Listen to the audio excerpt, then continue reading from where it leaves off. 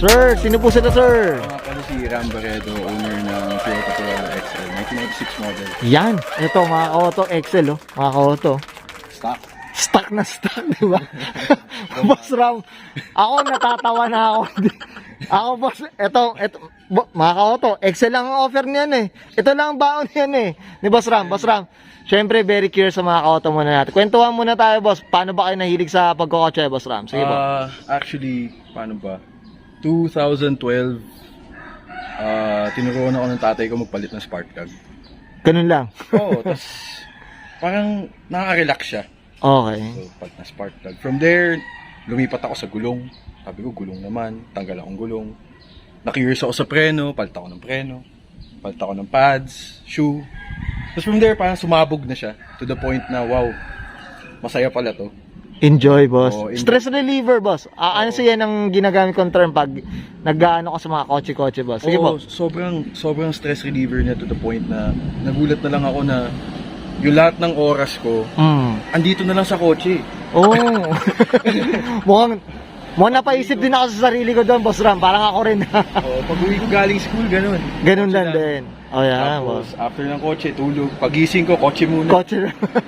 Kotse muna. Pasok na school. Yan. Pag-uwi, ganun ulit. Okay, yan. And then, 2013, napili ko to sa dad ko.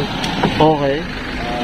Sa halagang 25,000. Hindi siya ganito noon. Okay. Diba? Nakapark siya sa ilalim ng puno ng duhat ata, if I'm not mistaken. Tapos, pinaandar ko. Simula nun, ginamit ko siya. Ano yun? Third year high school ako. Third year. Ito, Boss Ram, ilang taon na po ba si Boss Ram? Kung may tatanong ko lang. 26. 26. So, tumatanda na tayo mga ka-auto. Sige, Boss Ram. Sige po. 10 taon na sa akin yung kotse. Yan, And then, okay. Kung susumahin, wala nang urig na pyesa sa kotseng to. Yan. Boss Ram, ako excited na ako makita itong XL mo, boss. Siyempre, boss, check natin interior, exterior, tsaka engine ba? Okay lang po ba, boss? Pwede. Okay, so tara, check na natin. Usapang interior tayo, boss. Ano meron dito, boss? Sige po. Wala. Ano lang. Mga usual mods. Ito, boss. Aftermarket na steering wheel. Lazada lang. Mukhang hindi, mga ka-auto. Boss, Lazada to. Boss, awitan ko na, 1.5. Diba? Ay, ganun ko na nabili yun. Oh, sana ganun eh, no? Sige po, sige po. Sa mga nagto-Toyota, ano kayo, magugulat. Yung fog light switch niyan. Okay. Kuhig na fog light switch. Mahirap pumanap niyan. Okay. Sa pagkakalam ko. Tapos, ito. Yung AC switch na orig. Ay, oo. Delete yan ng iba, di ba, boss? Tama, Originally, delete siya. Wala lumabas na nakaganto dito sa Pilipinas. Oo nga, tama. So, shoutout kay Boss Jay Sam. Saan niya ako nabili yan. Yan, okay. And then, shift knob na pang Vios. Kasi gusto ko bilog. So, wala akong pambili ng TRD. Okay. Ito na lang binili ko. Pero ba stock pa tong ano mo? Yes, stock yan. Nagpalit lang ako sa Japan kasi may tinatawag silang yung parang XL variant nila doon, SE, na may paakit. Pero pag kasi kinumpare mo yung mga GLI natin dito, mas mataas yan. Ang gusto ko kasi yung mas mababa. Saka, ano lang talaga siya, bare bones lang na, tapos naglagay lang ang voltmeter. Yung gauge ko, stock lang, XL. Okay. Tapos nandiyan lang yung cellphone ko. Pati sana. Makapag-movies. Oo nga, no, pwede pala dun. Pwede pala maglagay na nandun eh, no? Tapos, ayun, aside from that, really, wala nang special. Ito, meron akong ano yan, boss? standalone din CU. Yan, easy. Okay. Boss, sabi natin, excellent tayo eh. Excellent tayo, mga... Parang sabi ko nga, in-XL lang. In-excel lang pala to. Hindi pa lang excel. In-excel lang. Ito, mga ito, boss, ayan, no? Flex tayo sa likod, ha? Mukhang marami ng barkada pumunta, nakaupo dito, sir, ha? Diba? Ito yung kotse na lahat ng barkada pwedeng sumunod. Pwede, enjoy tayo doon. Ayun, mga ako, tingnan nyo, naka-window riser pa, oh. Tsaka itong fabric na to, basta usapang Excel, ito yung lagi kong naiisip kagad. Ayan, mga... Diba? Okay. 1996. 96, no? And 1997 yung may ganyang fabric. Tapos yung older version, yung 95 pababa. Gray yung fabric. Pero ganyan din yung style. Ganito rin. Okay. Boss, Boss Ram, okay ka na din sa interior natin, boss? Yung wala naman. Check na natin yung exterior naman, boss. Okay, so tara, check natin. Meron dito, boss. Sige po. Wala. USDM bumper. Okay. Nung 2013 kasi, usong-uso yung mga naka-USDM na. Oo nga. Tapos pinag-ipunan ko yan. Sabi ko gusto ko magkaroon ng ganyan. So, yung mom ko at the time, buhay pa siya. Nasa States siya. Okay. Nagpadala ako sa kanya ng pera para bumili ng ganitong bumper sa junk shop nila dun sa States. Okay. Tapos pinadala niya sa akin dito. Okay. So, yan, pinarating ko yan galing Amerika. Bahala. Tapos, yung grill, Okay. world class grill lang yan. Urig naman siya, pero hindi yan yung grill niyan dati. Kumbaga nagpalit lang ako Nagpalit to lang. make it clean. Oo, at least ano, updated yung datingan eh. Carbon hood. Carbon hood, boss. Yan.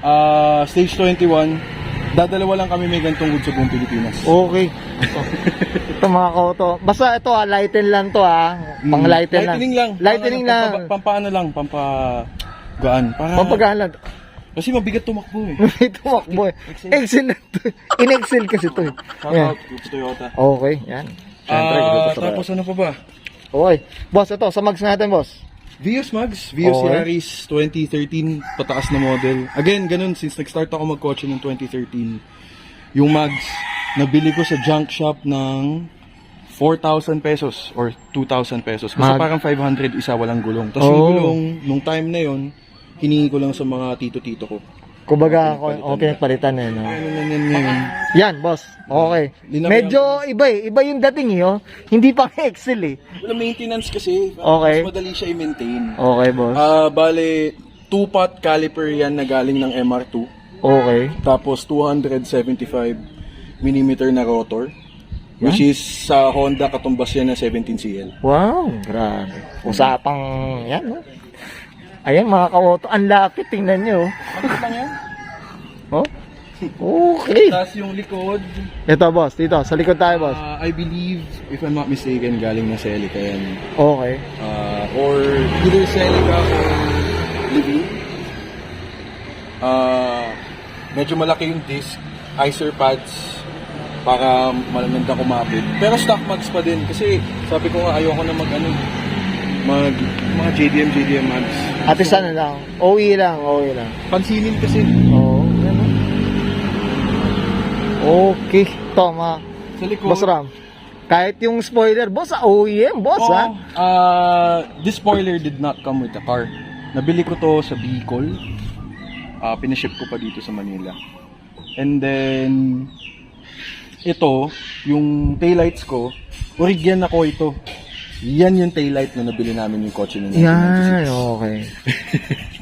Red, white nga talaga yan, boss. Yan na talaga yun. Tsaka yung garnish, ganyan, gray. Yes, yung garnish nito, Gray. XL talaga. So, to keep with the theme, syempre hindi na ako nagpalit ng red, white car. Although meron akong ganun sa bahay. Mas gusto ko to kasi mas belong yung kotse ko dito. Mas bilang. Yan, mga kauto. Tano naman. Hindi ko alam kung dapat may in-excel lang eh. In-excel. Tapos yung muffler, shoutout kay Boss Bray Bernales, siya nagbenta Okay. sa akin yan. Muffler natin, boss, siya. SR Jasma, Okay. 3-inch inlet, 4-inch outlet, big can pantubo. Okay. Suspension wise, to keep up with the time, syempre since matanda na yung mga sasakyan natin, nagmamahal ng pesa, nag-upgrade ako to coilovers. Para hindi din palit ng palit. Sa Hindi rin makuha ko palit. yung tamang drop na gusto ko. Okay. Ano to, yellow speed coilovers. Yellow speed. Sana naman, yellow speed. Okay ka na, boss Ram? Sige, shoutout ko pala yung boss ko na nagbigay sa akin ng Chiricahua. May ari ng Corolla lang yun. Yun, okay yan mga kohota. Siyempre kay Boss Dan. Siyempre thank you tayo kay Boss Dan. Siyempre nakilala natin ito si Boss Ram. Check na natin yung engine. Mukhang doon tayo magtatagal, boss eh. Pwede naman. Pwede naman. So tara, check na natin. Lama special 2E. So tara, check natin. Boss Ram, anong kwento dito, boss? Sige po. Bale, last year, I think, yung 2E ko, originally, nagtubigat lang, nag-sharon. And then, so sabi ko noon, kabiroan ko yung pinsan ko, sabi ko sa kanya, magpapalit lang ako ng makina pag may nagbenta ng 3S sa marketplace. Yun yung sabi ko sa kanya. Okay. And then, Thursday yun. Friday, pinost tong makina. Sabado, kinausap ko yung magsasalpak, binigyan ako ng listahan. Sunday, pinuntahan ko yung makina, yung kotse. Maandar pa, tinest drive ko. Monday, nasa akin na yung makina. 1 week later, nakasalpak na siya. Makasalpak na. Ganun kabilis. Ganun na siya kabilis. Then, Tapos ayun, parang from then on, nagtuloy-tuloy na siya. Kung ano-ano na binili ko, nagbili na ako suspension, bumili ako TRD strut bar, ng Yan na. 3-row na radiator. Yan, boss, oh. Tanong mo. Diba? Bale, ano yan, to name a few parts, pang Celica tong radiator ko, pang Corona yung fan, pang Caldina wagon yung engine, naka double dihydrovac ako. I think this is from a Revo or Okay. basta it's an older car. Oo. And then AEM intake, Apex ay na mushroom, fuel reg, works fuel reg, kasi nag-regulator delete ako sa 3S ko. And then air contact lines, shoutout kay Boss Noli.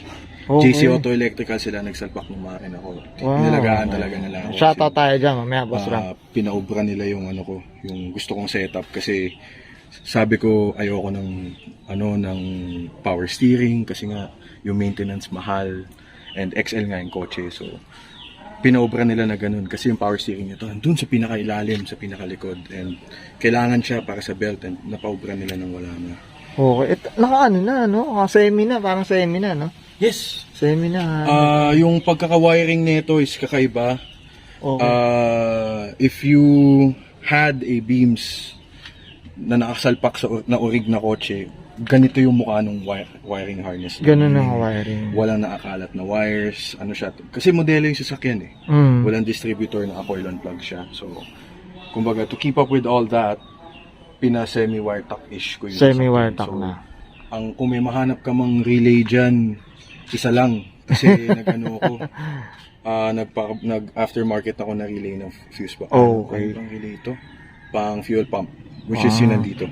Aside from that, wala na. Wala na, boss. Okay. Siyempre, boss Ram, ito na dyno na ba to? Usapang kabayo ba, boss? Meron na? Yeah. Bale, since naka-standalone ECU siya from Vanderbilt, shoutout kay boss friend ni Chano. Okay. Siya nag-aalaga sa akin pagdating sa engine management. Dinayno to last year. Kumabayo to ng, if I'm not mistaken, exactly 180 wheel horse. Actually, hindi. Lower. 175 wheel horse. And then, yung torque, 138. Okay. Wheel torque. So, quarter mile, tumatakbo to ng 15 na naka-aircon. Full interior. Full interior, boss. So, parang inurasan lang namin, hindi ko nga sineryoso yung pagdadrive. Kung baka sabi ko nga, it's a daily car. Daily car. Diba? Hindi pa to nasisira or mini-maintenance ng sobra, parang change lang. Since sinalpak, which is almost a year. Okay ka na dito sa engine natin. Beams, boss. Usapang beams, oh. Okay ka na dito, boss? Sabi ko sa'yo. Ito, mga kauto, ano na tayo. Papunta na tayo sa lugar kung saan pwede humahangin. at least yung tamang pwede tayong pumiga konti. Yan. Tamang chill lang naman. Pigang ano lang naman. Saktuhan lang ito, mga kauto. Yan, ito. Experience natin, mga kauto, dito sa 3S, mga kauto. Relax lang. Ang lamig ng aircon. Tingnan nyo, mga kauto. Ayan, oh. Diyos ko. Relax lang pala tayo dito sa ano. Sarap din talaga. Sabi ko nga, stop Okay. okay. Kotse. Hindi mo naman Pan-daily, pwede pan-daily. Pwede pan-daily rin talaga. Hindi talaga to. Okay. Kasi ito lang ang kotse ko, wala akong ibang sasakyan. Yan, oo. Kasi syempre, gusto mo ng pan-daily na maganda. Diba? Yung daily na pwede mong gawin yung mga Yan, no? ganito.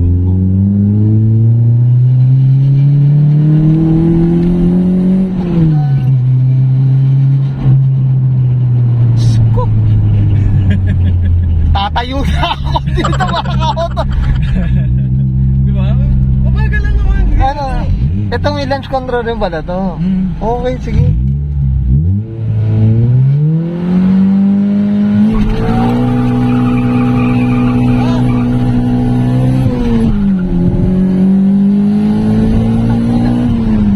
What the fuck? Ako to. Nakapapamura tayo dito. Siyempre, magpasensya nyo na. Controlled environment po. Nasa loob po tayo yan, ng private subdivision. Yan, oh. Ito pong street na to, hindi po to dinadaanan ng kahit sino sa sasakyan. Naka-seatbelt po kami ni sir. Yan. Yung kotse ko po, naka-prembo na preno. Okay. So, Safe naman. safe po tayo. Safe naman, pero nakakapit tayo dito, mga kauto. Tingnan nyo, kahit sa upuan ni Boss Ram, nakakapit tayo. naglaglagan niya lahat ng gamit ko. Yan, Diyos ko, grabe talaga. Okay lang. Grabe, experience, mga kauto. Okay. Okay yan, mga kauto. ka-auto, ako hindi ko, nakalimutan ko pangalan na itong kasama ko dito. Syempre, Boss Ram, thank you. Syempre, pagbigyan mo ng auto culture dito sa kanyang 3S, busos ko. Hi! XL, usapang XL mga ka-auto. So, okay na, Boss Ram? Okay na po. Okay, Maraming so, salamat din thank po sa you, inyo. thank you rin, Boss Ram, thank you. Okay, guys, nakita natin interior, search sa engine bay. Siyempre, hindi tayo nagkamali tayo. Akala natin XL lang nakakabit, pero beams pala, mga ka-auto. Siyempre, Boss Ram, dito sa Auto Culture, hindi mawawala. Siyempre, shoutout po tayo. Sige po, go! Gusto ko lang i-shoutout yung mga tumulong sa akin sa kotse ko throughout the years. So, my dad, which got me started into cars. Dating sa Toyota yun. So, Toyota na talaga kami since then. And then, sa pinsan ko si Otep, siya yung talagang katuwang ko sa kotse bago ko nakilala yung mga tropa. Boosted Gang, kila Boss Dan, kila Boss Nelwin. And then, sa tuner ko, sa ka-builder, Frenociano, tuner ko si Jer Tuning. So, si Boss Jer, maraming salamat po. Sa mga gumagabay sa akin sa pagpapalakas ng kotse, nagbibigay alam, maraming salamat, alam mo na kung sino kayo. Tapos yun lang po. Thank you. Okay, boss, baka may mga sandan dikit pa sila dyan. Baka meron pa. Wala naman na. Siyempre sa shoutout kita. Shoutout kay Boss Auto Culture. Ay, thank you, boss. Yan, nakakailan. Mo ng chance ipakita na hindi mo kailangan ng sobrang JDM na kotse o kung ano man. Diba? Build mo yung kotse sa standard mo. Yeah, okay. Build mo yung kotse sa gusto mo. Pangit mag-build ng kotse para sa iba. Well said, boss. Oh, Ano po. up tayo dyan, Boss Ram. Yan. Nakaka-uplift ng mga car enthusiast. Tama ba, Boss Ram? Ha? Okay, Boss Ram. Okay ka naman? Okay na po. Okay na po. Okay, so guys, this is Brian Conan and Sir Ram Barredo para sa kanan 1996 Toyota Corolla. XL. XL ko no, mga ka-auto. XL ko no. Usapang beams. Tama ba, Boss Ram? And this is Auto Culture.